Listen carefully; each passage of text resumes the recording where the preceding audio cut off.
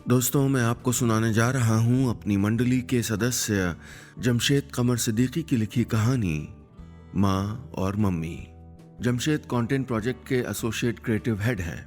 इनका बचपन पुराने लखनऊ की गलियों में गुजरा और जवानी अभी दिल्ली में गुजर रही है। पत्रकारिता से मास्टर्स हैं और शायरी भी करते हैं। आइए सुनते हैं उनकी लिखी कहानी। मैं कॉलेज से लौटा तो कमरे में दाखिल होते ही ठिठक गया। पर्दों का रंग आसमानी से सलेटी हो गया था। फूलदान पर वो नारंगी फूल बदल दिए गए थे। शेल्फ पर किताबों की सेटिंग नहीं थी। 19 की उम्र में उन दिनों घर के बदलते हिस्सों को मैं देखता तो दिल में टीस उठती थी। एक गहरी तकलीफ। लगता जैसे कोई मेरी गुजर चुकी माँ की यादों को मिटाने की कोशिश कर रहा है। 2 महीने पहले पापा ने दूसरी शादी की थी। मेरी मर्जी नहीं थी कि घर में कोई और आए, लेकिन मैं इनकार भी नहीं कर पाया। सादगी से हुई उस शादी के बाद जब पहली बार नई मम्मी को देखा तो नफरत से भर गया। वनिता नाम था उनका। उम्र मेरी माँ से कम। पतली कमानी का चश्मा लगाती थीं। उसी कॉलेज में असिस्टेंट प्रोफेसर थीं जहां पापा फाइनेंस डिपार्टमेंट में थे। अव्वल तो पापा की दूसरी शादी से मुझे शर्मिंदगी होती थी। मैंने किसी दोस्त को इस बारे में नहीं बताया, पर फिर भी उनको पता चल गया था। कॉलेज के थिएटर ग्रुप के तमाम दोस्तों को जब भी मैं खुसुर फुसुर करते देखता, लगता था वो मेरे बारे में ही बात कर रहे होंगे। खैर, मैंने बैग किनारे रखा और कमरे को गौर से देखने लगा। सिर्फ एक नए शख्स के घर आने से घर कितना अजनबी लगने लगा था। ये वो घर नहीं था जहां मैंने माँ की गोद में सर रखकर लोरी सुनते हुए रातें काटी, जहां पिकनिक पर जाने की जिद के लिए मैंने खुद को घंटों कमरे में बंद करके झूठ मूठ रोने की एक्टिंग की। ये वो घर भी नहीं था जहां मैं और पापा माँ के जाने के बाद अंधेरे कमरे में एक दूसरे के कंधों पर टिके हुए घंटों खामोश बैठे रहते थे। ड्रेसिंग टेबल पर नजर गई तो वहां चमचमाता मेकअप का सामान था। आईने पर चिपकी माँ की पुरानी बिंदियां उखाड़ दी गई थीं। आज एहसास हो रहा था कि उस पर जमी धूल कितनी अजीज थी मुझे। शायद इस धूल में एक गमी थी, अफसोस था। वो अफसोस, वो गम पोंछ दिया गया था। पोंछ तो घर की वो पुरानी तस्वीर भी दी गई थी जिसमें माँ और पापा ब्लैक एंड व्हाइट रंगों में मुस्कुरा रहे थे। लेकिन तस्वीर में माँ की मुस्कुराहट अब फीकी लग रही थी। विशाल, मैंने चौंक कर पीछे देखा तो मम्मी खड़ी थीं। हाँ, मैं उन्हें मम्मी ही कहता था। कोशिश की थी माँ कहने की, लेकिन ऐसा लगता था जैसे मैं अपनी गुजर चुकी माँ की जगह किसी और को दे रहा हूँ। आ गए? चेंज कर लो, खाना लगा दिया है, उन्होंने कहा और मैंने उन्हें गौर से देखा। चश्मे के पीछे से झांकती वो आंखें मुस्कुरा रही थीं। चमचमाती साड़ी, सफाई से गूंथे बाल, चूड़ियां। मैं गौर से देखता रहा। माँ ऐसी तो नहीं थी। कब उन्हें यूं सजा संवरा देखा था घर में? उन्हें तो बाल तक बांधने की फुर्सत नहीं होती थी। मैंने सामने खड़ी मम्मी को ऊपर से नीचे तक ऐसे देखा कि वो मेरी नफरत पढ़ सकें, और उनके बगल से ये कहते हुए गुजर गया, मैं खुद ले लूंगा, अभी भूख नहीं है। किसी के जाने से कोई अकेला हो जाए तो कोई अजीब बात नहीं, लेकिन मैं तो मम्मी के आने के बाद ज्यादा अकेला हो गया था। मेरी जवां हथेलियों से सब कुछ फिसल रहा था। माँ की निशानियां, घर के बिखरे सामान में उनकी यादें, और पापा भी। पापा के बर्ताव में भी बदलाव था। वो ऐसे नहीं थे। बेवजह हंसते हुए, नई मम्मी के खाने की झूठी तारीफें करते हुए, गाने सुनते हुए, ये सब नकली था। लग रहा था जैसे ये कोई और है। ज्यादा तकलीफ तब होती जब पापा नई मम्मी की तरफदारी करते। 2 महीने पहले आए शख्स के लिए पापा मुझे डांटने लगे थे। ये बात मुझे अंदर तक खाक कर देती। जैसे उस रात जब मैं एनुअल फंक्शन की ड्रामा स्क्रिप्ट फाइनल करके घर लौटा तो देर हो गई थी। घर का दरवाजा खुला तो सामने मम्मी थी, मुस्कुराती हुई। मैं अनदेखा करके अंदर आया तो पापा डाइनिंग टेबल पर इंतजार कर रहे थे। कितनी देर लगा दी विशाल? फोन भी स्विच ऑफ था। जी वो स्क्रिप्टिंग कर रहा था तो ऑफ कर दिया था। चलो बैठो, उन्होंने कहा तो मैंने कहा, पापा खाना तो मैंने बाहर खा लिया, आप लोग खाओ, ये क्या बदतमीजी है? पापा चिल्लाए। मम्मी सर झुकाकर बैठ गईं। इतनी मेहनत से वनीता ने खाना बनाया, तुम्हारी पसंद की दाल मखनी बनाई है। पापा बोले, कभी किसी और के बारे में भी सोचते हो या नहीं? ये लहजा अजनबी था, उन्हें ऐसे बोलते नहीं सुना था मैंने। माँ भी तो खाना बनाती थी, तब बाहर से खाकर आने पर पापा ने मुझको कभी नहीं डांटा। लेकिन आज तो पूरी रात मैं सिसकता रहा। सामने लगी माँ की तस्वीर मुझे और मैं उसे बेबसी से ताकते रहे, पर तस्वीरें कुछ बदल कहाँ सकती हैं। एक इतवार कॉलेज ड्रामा टीम के दोस्तों को मैंने घर बुला लिया था। छत पर खुली हवा में हम रिहर्सल कर रहे थे। मैंने सामने खड़े अक्षय की तरफ देखकर डायलॉग बोला, 18 दिनों के इस भीषण संग्राम में कोई नहीं, मैं ही मरा हूं करोड़ों बार। जितनी बार भी जो भी सैनिक धराशायी हुआ। कहते कहते आवाज दब गई। देखा कि छत के दरवाजे पर 2 आंखें मुझे देख रही हैं। मम्मी खड़ी थीं। मैं वो पूछ रही थी कि तुम लोगों के लिए चाय ले आऊं क्या? वो हड़बड़ा कर बोली, नमस्ते आंटी। आसपास खड़े दोस्तों ने उनको देखा तो मुस्कुराकर बोले, नमस्ते, तुम लोग तो बहुत अच्छी एक्टिंग करते हो। वो आगे आते हुए बोली, मैं भी कॉलेज में नहीं। मैंने बात काटते हुए कहा, चाय नहीं चाहिए, जाइए प्लीज, डिस्टर्ब हो रहा है। मैंने कहा तो उनके चेहरे के भाव जम गए। अब अच्छा ठीक है। मैं डायलॉग बोलने लगा, लेकिन नजर सीढ़ियों के नीचे जाते उस उदास साए पर थी जिसने फिर पलटकर नहीं देखा। माँ के जाने से मेरी जिंदगी में बनी खाली जगह को मैं खाली ही रहने देना चाहता था, लेकिन हर रोज महसूस होता था कि नई मम्मी उस जगह पर अधिकार जमा रही हैं। शादी के बाद उन्होंने कुछ दिनों की छुट्टी ली थी, इसलिए घर पर ही रहती थीं। सुबह से शाम तक कभी आंगन में रखे पौधों की काट छाट करती जो माँ के लगाए थे, कभी नाक पर रुमाल बांधे स्टोर रूम में घुस जाती और पुराने टूटे फूटे सामान को एक तरफ करके कबाड़ी वाले को बुला लेती। मेरी नज़र कबाड़ी वाले के सामने पड़ी उन पुरानी खराब ट्यूबलाइट्स, खाली कनस्तरों, टूटे हुए पलंग की निवाड़ पर पड़ती तो वो सब कीमती लगने लगता। हर चीज में अतीत का हिस्सा लिपटा था जिसमें माँ शामिल थी। नई मम्मी को कबाड़ी वाले की तराजू की कील पर नजर गाड़े देखना चुभता था मुझे। तुम्हारे पापा तो काफी बदले बदले लग रहे हैं आजकल, एक रोज पड़ोसी शर्मा अंकल ने मुझसे कहा जब मैं उनकी परचून की दुकान से कुछ खरीद रहा था। हंसते हुए बोले, काफी खुश लगते हैं। अरे कल तो गुनगुनाते हुए जा रहे थे। वो हंसे तो आसपास खड़े लोग भी मुस्कुराने लगे। मैं शर्मिंदगी के बोझ से गड़कर बिना कुछ कहे चला गया। नई मम्मी के लिए नफरत हर रोज बढ़ रही थी, लेकिन ये नफरत किसी बंद ज्वालामुखी के अंदर ही अंदर धधकते लावे की तरह थी जो निकलने के लिए रास्ता ढूंढ रहा था। एक सुबह नाश्ते की टेबल पर मैं, पापा और नई मम्मी बैठे थे। कैसी चल रही रिहर्सल? पापा ने पूछा तो मैंने हाँ में जवाब दिया। बहुत अच्छी एक्टिंग करता है विशाल, मम्मी ने कहा तो मैंने चौंक कर देखा। अच्छा, पापा मुंह चलाते बेफिक्री से बोले, गुड गुड, पढ़ाई पे भी ध्यान देना, कुछ पूछना हो तो माँ से पूछ लेना, ओके? माँ, ये जुमला तीर की तरह चुभा मुझे। मैं कहना चाहता था पापा से कि ये माँ नहीं सिर्फ मम्मी है मेरी। माँ तो वो है जो तस्वीर बनकर लटकी है उस उदास दीवार पर, लेकिन खामोश रहा। मम्मी ने एक ब्रेड पर मक्खन लगाकर मेरी तरफ खिसकाया तो मैंने वो ब्रेड रखी रहने दी और नई ब्रेड पर खुद मक्खन लगाने लगा। अखबार पढ़ते हुए पापा ये नहीं देख पाए, लेकिन मम्मी के चेहरे पर मैंने उनके बुझते एहसास तौले थे और सच कहूं मुझे बहुत अच्छा लगा था। गुजरता हुआ हर दिन मेरे और मम्मी के बीच खामोश दूरियों को बढ़ा रहा था। किचन में उन्हें गुनगुनाता सुनता तो गुस्सा आता। ऐसे तो माँ गुनगुनाया करती थी, नई मम्मी ये सब क्यों कर रही थी? क्यों माँ बनने की कोशिश कर रही थी?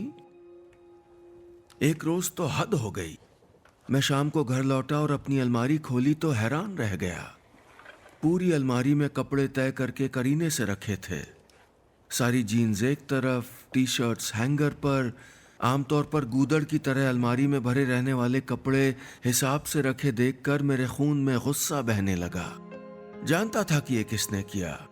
और शायद ये भी कि क्यों क्यों कर रही हैं आप ये सब। मैंने ड्राइंग रूम पहुंचकर तेज आवाज में कहा तो मम्मी चौंक गईं। क्या हुआ? टीवी बंद करते हुए बोली। क्या बात है? अलमारी को हाथ क्यों लगाया? मैं चीखा तो उनके चेहरे पर घबराहट आ गई।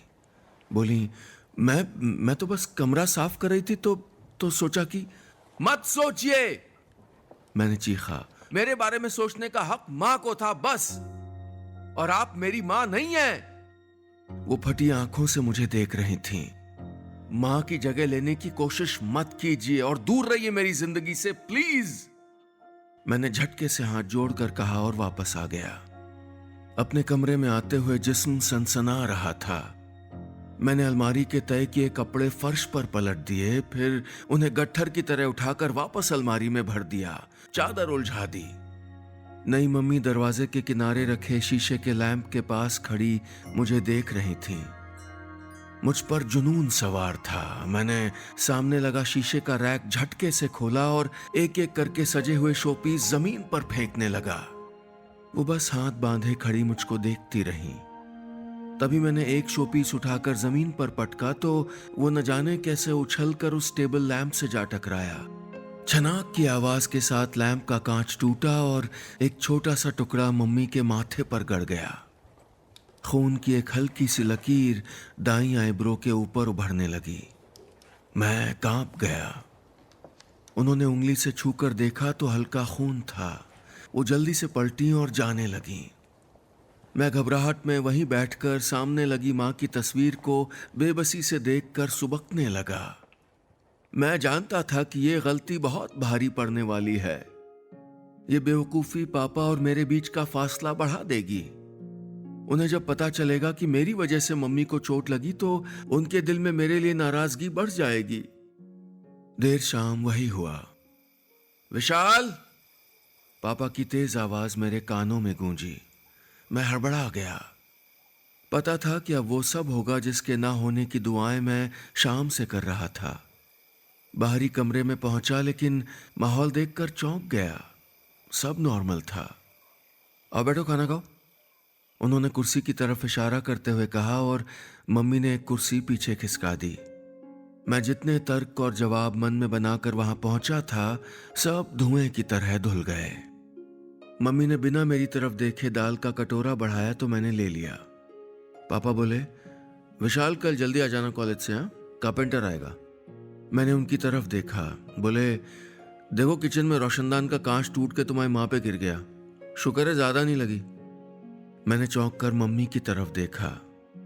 वो सर झुकाए खाना खा रही थीं, बिल्कुल खामोश।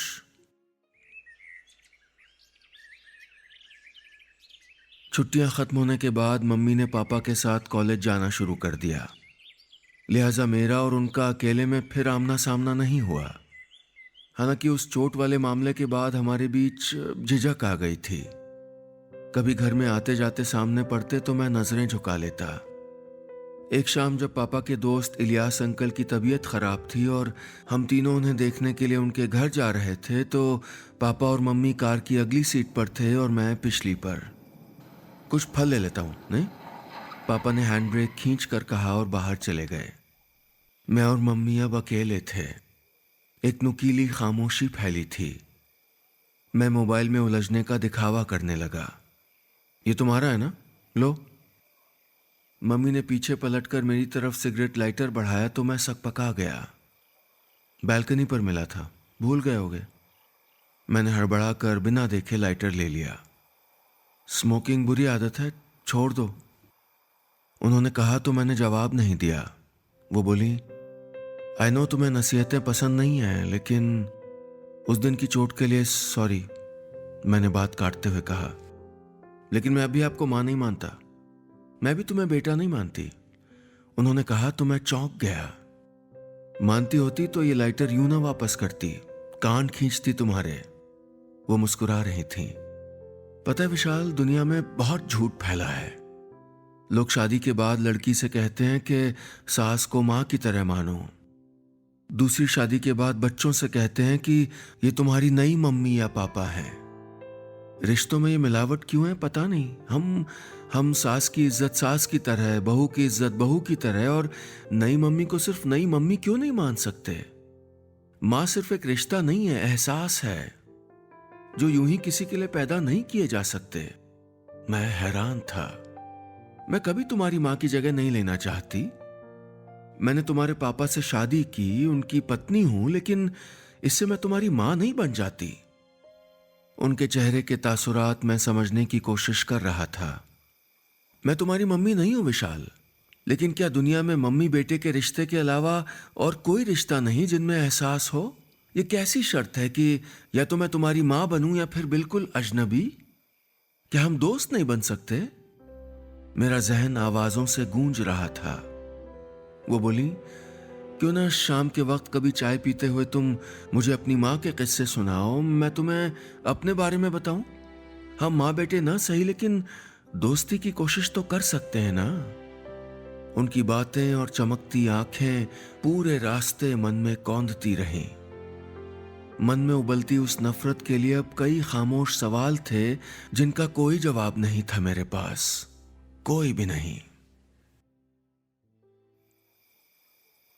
हर रिश्ते की अपनी खूबसूरती होती है। ये जरूरी क्यों है कि उन्हें झुठलाकर एक खास रंग में रंगा जाए?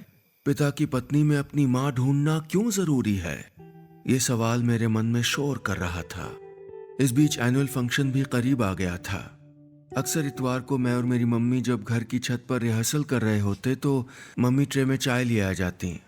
चलो भाई गर्मा गर्म चाय पियो, गला और खुलेगा। सब दोस्त मुस्कुराकर हलो करते और एक एक चाय उठा लेते। लो भाई तुम भी लो, वो मुस्कुराकर कहती तो मैं खिंची हुई मुस्कुराहट के साथ चाय उठा लेता। मम्मी मेरे दोस्तों के साथ कितने अपनेपन से बातें करती थीं, यूं घुल जाती जैसे ग्रुप का हिस्सा हों। कई बार तो एक्टिंग करके दिखाती थीं। धीरे धीरे मुझे एहसास होने लगा कि मोहल्ले में परचून की दुकान वाले शर्मा जी जब कहते थे कि तुम्हारे पापा अब तो बड़े खुश लगते हैं, तो वो तंज नहीं, हकीकत थी। बुझे बुझे रहने वाले पापा को जिंदगी के इस मोड़ पर मिले हमसफर ने नई ऊर्जा और जीने की नई वजह दी थी। जाने कितना कुछ था जो मैं धीरे धीरे समझ पा रहा था। जिंदगी हमें कितने अलग अलग रंगों से नवाजती है, लेकिन हम उन रंगों का सही इस्तेमाल नहीं सीख पाते। And ladies and gentlemen, presenting the last show of this evening. College annual function की उस शाम को अनाउंसमेंट के बाद मैं और मेरा ग्रुप स्टेज पर परफॉर्म करने पहुंचा। चकाचौंध भरी लाइटिंग आंखों पर पड़ने से सामने सैकड़ों कुर्सियों पर बैठे दर्शक नजर नहीं आ रहे थे। खैर ड्रामा शुरू हुआ और पूरे ऑडिटोरियम में संवाद गूंजने लगे। तुम कोई भी हो, तुम्हारा वंश इसी तरह पागल कुत्तों की तरह एक दूसरे को फाड़ खाएगा। एक एक संवाद पर तालियां बज रही थीं। तुम खुद उनका विनाश करके कई वर्षों बाद किसी घने जंगल में साधारण व्याध के हाथों मारे जाओगे और यही तुम्हारी कहानी का अंत होगा। ड्रामा खत्म हुआ तो ऑडिटोरियम तालियों से गूंज गया। दर्शकों की तरफ लाइट जली तो मैंने उन सैकड़ों चेहरों पर सरसरी नजर डाली जो उत्साहित थे, लेकिन एक चेहरे पर नजर ठहर गई। मम्मी थी। वो खड़े होकर जोर से तालियां बजा रही थीं, ऐसे जैसे उनका कोई अपना, कोई बहुत खास कामयाब हुआ हो। उन आंखों की ईमानदार चमक मेरे जहन में यूं जज्ब हुई कि मेरे चेहरे पर भी मुस्कुराहट आ गई। थोड़ी देर बाद मैं अपनी टीम के साथ बैक स्टेज आया तो मम्मी वहीं थी। मैंने मुस्कुरा कर देखा। वो बहुत खुश थीं, बहुत बहुत खुश। वेल डन माय फ्रेंड, उन्होंने मेरे बाल उलझाते हुए कहा। मैं कुछ नहीं कह पाया, कुछ भी नहीं। बस एक सुकून था जो मन को छू रहा था, एक खुशी थी जिसका एहसास पहली बार हो रहा था। बस वो लम्हा बहुत स्पेशल था क्योंकि उसी लम्हे में सामने खड़ी मम्मी में मैंने माँ तो नहीं लेकिन एक दोस्त को पा लिया था, हमेशा हमेशा के लिए।